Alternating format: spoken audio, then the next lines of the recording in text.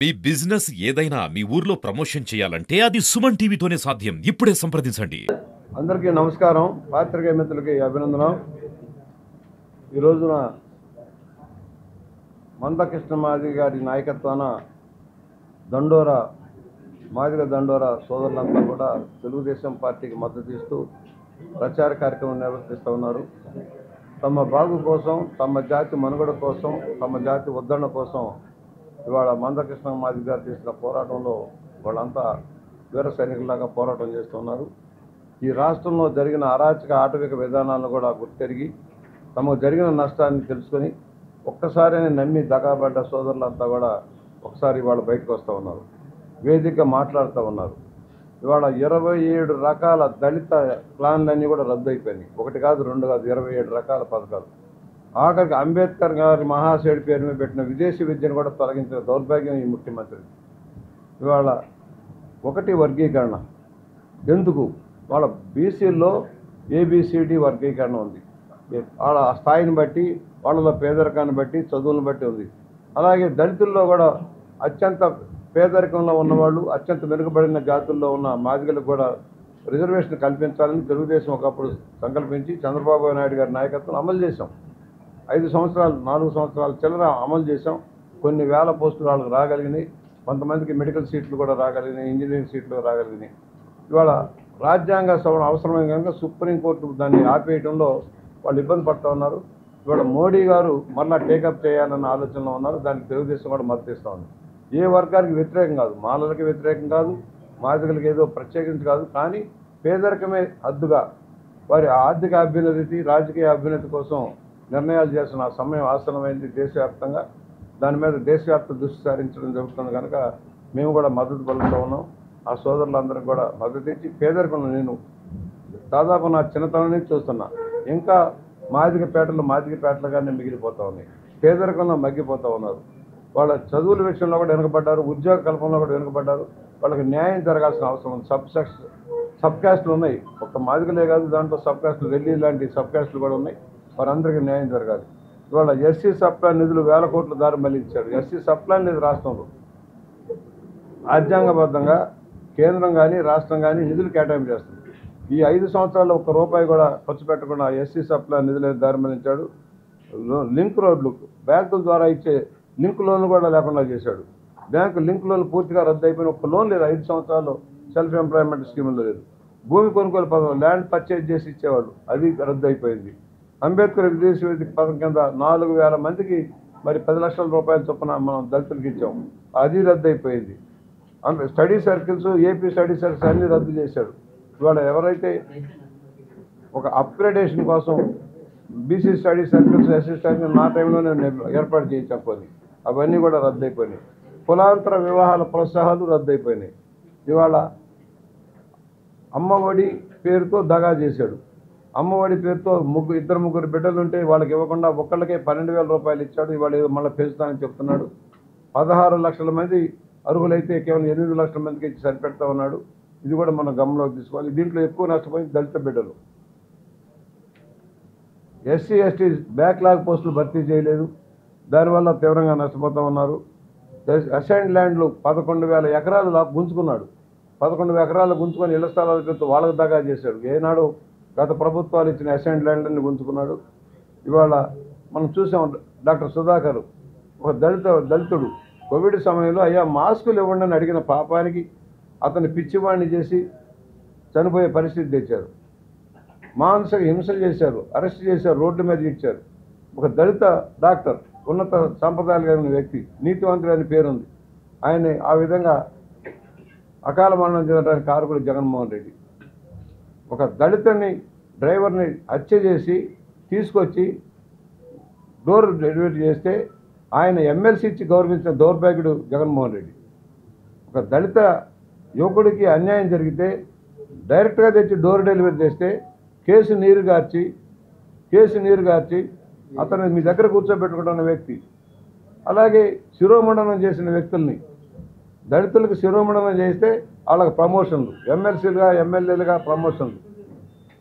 అయ్యా ఇసుకలో అన్యాయం జరిగిందంటే గుండు కొట్టిస్తే వాళ్ళకి చర్యలు, ఒక దళితుడి మీద గుండు కొట్టిస్తే దాని మీద చర్యలు.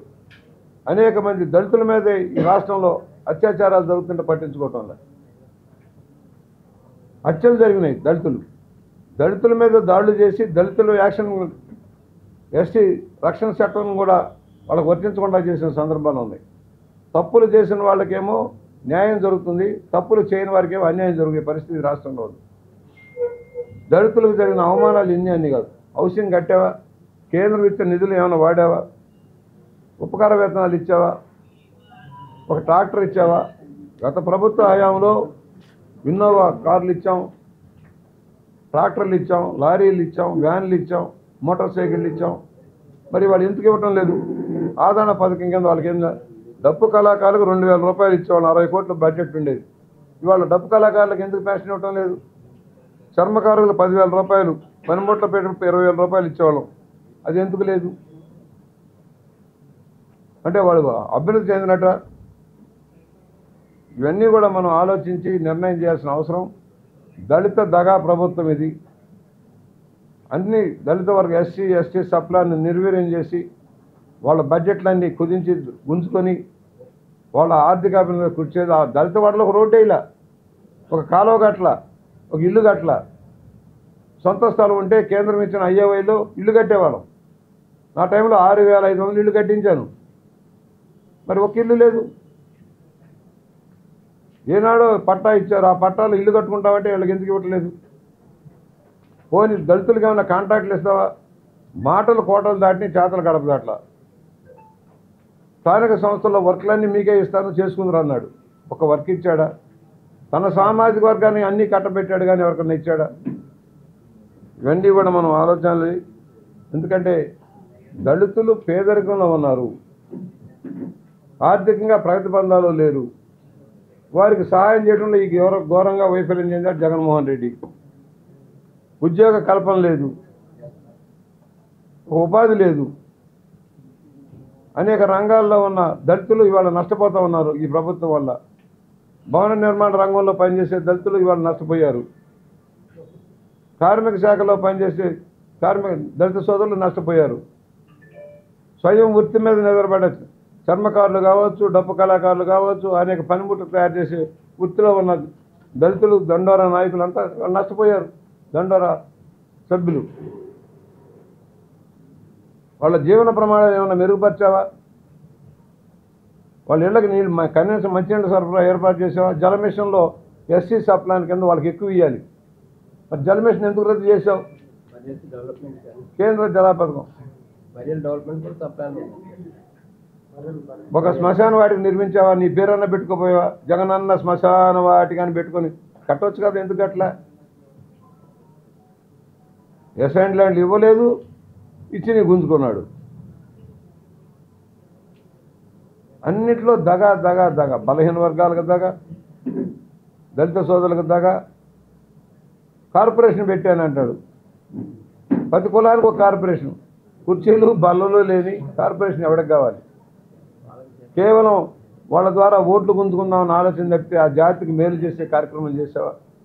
నేను అనేది అది సెల్ఫ్ ఫైనాన్స్మెంట్ స్కీములు ఇచ్చావా? వడ్డీ లేని రుణాలు ఇచ్చావా? ఏమన్నీ ఓట్లు వేయాలి? ఎందుకు గెలిపించాలి? ఒక చెత్త, ఇట్ ఈజ్ ఏ ట్రాష్. ఏముందని? మూడు, ఏ వర్గానికి ఆ వర్గం రివాల్వ్. ఇవాళ చేనేత రంగం ఉంది. ఎంతమంది చేనేత కార్మికులు దాని మీద ఆధారపడ్డారు? ఎంతమందికి నువ్వు సహాయం చేసావు? నాయి బ్రాహ్మణ సోదరులు ఉన్నారు మోస్ట్ బ్యాక్వర్డ్ కమ్యూనిటీస్లో. ఎంతమందికి వారికి 10,000 ఇస్తానన్నావు? ఎంతమందికి ఇచ్చావు? రజక సోదరులు ఉన్నారు, ఎంతమందికి రజక సోదరులకు నువ్వు ఇచ్చావు? ఎన్ని లక్షల మంది వాళ్ళు ఉన్నారు? ఒకసారి లెక్కలు రమ్మనండి. అందరికీ అన్యాయం. ఏదో చేశాను, బటన్ నొక్కిన డబ్బంతా నీకెళ్ళిపోయింది. రైతులకు ఇవ్వాల్సిన డబ్బు ఇవ్వాలా, దళితులకు ఇవ్వాల్సిన డబ్బు ఇవ్వాలా. మరి మా టైంలో అంత ఆర్థిక ఇబ్బందులు ఉన్నా కూడా 5 సంవత్సరాలు అనేక లోన్లు ఇచ్చాం. మా సోదరులు ఇక్కడ ఉన్నారు, మాణిక్యాలరావు గారు అందరూ ఉన్నారు. మరి ఎన్ని లోన్లు వచ్చాయి? ఎన్ని వాహనాలు ఇచ్చాం? ట్రాక్టర్లు ఇచ్చాం, వాహనాలు ఇచ్చాం. మరి వాళ్ళు ఎందుకు ఇవ్వటం లే?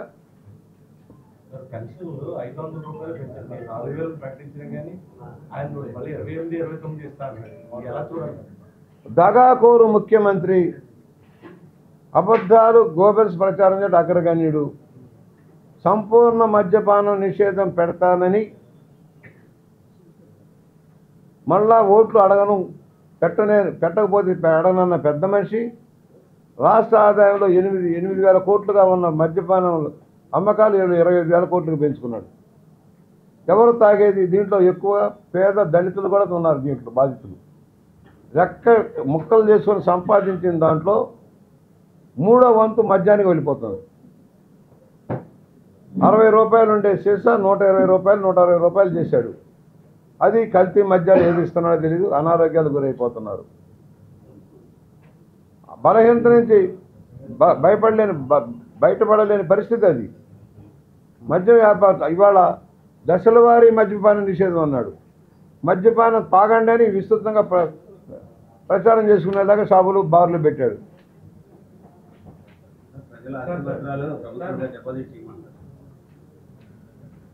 తమ్ముడు, ఇవాళ నుంచే రేపటి నుంచి వస్తుంది చట్టం, ల్యాండ్ టైటిలింగ్ యాక్ట్. నిన్ను నన్ను తాకట్టు పెట్టడానికి ఇవాళ ఒకటే కిట్కో ఇళ్ళు గతంలో పట్టాలు ఇచ్చాం. పట్టాలన్నీ దండి మేము కొత్త పట్టాలు ఇస్తాం, అయ్యగారి సుందర ముఖార మీద ముద్రించిస్తామని మళ్ళీ పట్టాలు వెనక్కి తెచ్చారు. ఆ పట్టాలు తీసుకెళ్ళి బ్యాంకులకు తాకట్టు పెట్టి అప్పు తెచ్చుకున్నాడు ఈ మూర్ఖుడు. మర్చిపోబాకండి. ఇవాళ దాంట్లో దళితులు ఉన్నారు, బలహీన వర్గాలు ఉన్నారు, మొత్తం దగా చేశాడు. కిట్కో ఇళ్ళు తెచ్చి బ్యాంకులకు తాకట్టేటి అప్పు తెచ్చుకుంటే ఇవాళ బ్యాంకులు లబ్ధిదారులు వెంటబడుతున్నాయి. ఇంక ఇళ్లలోకి వెళ్ళాలి, సౌకర్యాలు చేయలా. వెళ్లకుండానే 5 లక్షలు కట్టు, 6 లక్షలు కట్టు, లేకపోతే వేలం వేస్తామని బ్యాంకులు. నేను అప్పు అంత తేలేదు కదా అంటే మాకు తెలియదు ప్రభుత్వం తెచ్చుకుంది అంటున్నారు. అంటే రేపు అన్ని స్కీములు ఇలాగే ఉంటాయి.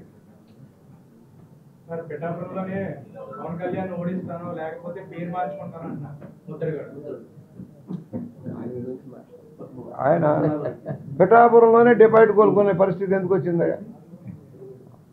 ఆయనే పోటీ చేసి ఉండొచ్చు కదా పవన్ కళ్యాణ్ గారి మీద. ముద్రపేట పద్మనాభం గారే పోటీ చేయొచ్చు. నేను రెండే అడుగుతున్నా. కాపు రిజర్వేషన్ కోసం పోరాటం చేశావు, నువ్వు ఉద్యమాలు చేశావు. మరి అదే కేంద్ర ప్రభుత్వం 10% ఇచ్చిన రిజర్వేషన్లో 5% కాపులకు ఇచ్చాం. అది చెయ్యను అని పక్కకు తప్పించాడు జగన్మోహన్ రెడ్డి. చేస్తామని ముందుకొచ్చి బిల్లు చేసి పంపించాం కేంద్రానికి 5%. మరి కాపులకి న్యాయం చేసినట్టు అన్యాయం చేసినట్టు పద్మనాభం గారు ఏ ముఖంతో పద్మనాభం గారు జగన్మోహన్ రెడ్డికి సపోర్ట్ చేస్తున్నాడు? పవన్ కళ్యాణ్ గారు కోట్ల రూపాయలు సంపాదించిన ఆ సంపాదనలోంచి తన సొంత సంపాదనలో నుంచి పేదలకు ఖర్చు పెడతా ఉన్నాడు బాధితులకి. ఎక్కడ ప్రమాదాలు జరిగినా, ఎక్కడ నష్టపోయినా, ఆత్మహత్యలు చేసుకున్న రైతు కుటుంబాలను ఆదుకుంటున్న వ్యక్తి పవన్ కళ్యాణ్ గారు.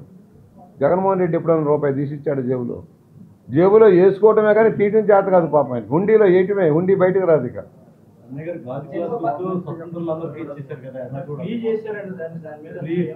ల్యాండ్ టైటిలింగ్ యాక్ట్ చాలా ప్రమాదకారి. ఇందాక ఆపాను, చాలా ప్రమాదకారి. ఎవరికి హక్కులు ఉండవు. జిరాక్స్ కాపీ ఇస్తాడు. జిరాక్స్ మీకు తెలుసు, జిరాక్స్ ఎన్నాళ్ళు ఉంటుంది, 2 ఏళ్ళు 3 ఏళ్ళు కనపడకుండా తెల్ల కొట్టిపోతుంది.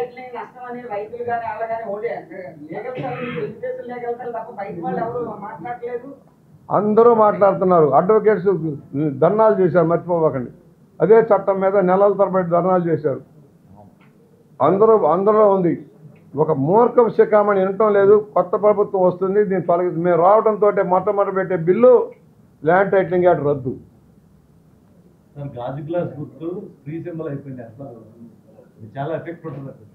చూద్దాం. ఒక 15-20 చోట్ల ప్రముఖులు ఉన్న చోట పెట్టారు. మామూలుగా అయితే మేము సైకిల్ మీద పెట్టినప్పుడు మాకు అన్ని సైకిల్ గుర్తులు ఇచ్చారు. ఎవరా ఇవాళ కావాలని కొంతమందిని వేయించి గాజులు కన్ఫ్యూజ్ చేయడం కోసం వేశారు. ఓటర్ తెలియమేరాడు. వాళ్ళకి అర్థమైంది అక్కడ పవన్ కళ్యాణ్ గారు పోటీ చేస్తున్నారా లేదా ఆ నియోజకవర్గంలోని వాళ్ళకి అవగాహన ఉంది.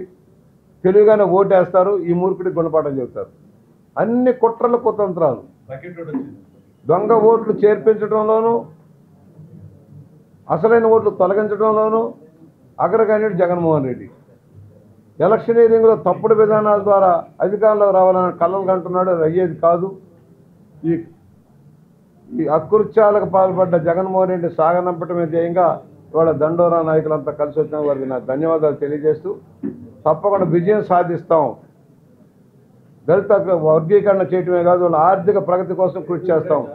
నా బోటి వాళ్ళు 42 సంవత్సరాలుగా వాళ్ళ కోసం పోరాటం చేస్తాం. సుబ్బారావు గారు చెప్పారని కాదు, దళిత వాడలను అభివృద్ధి చేయడం కోసం నా వంతు నేను కృషి చేస్తాను. రాజమండ్రిలో ఎవరైతే దండోరా సోదరులంతా ఉన్నారో ఆ పేటలన్నీ కూడా తీర్చిదిద్దాను.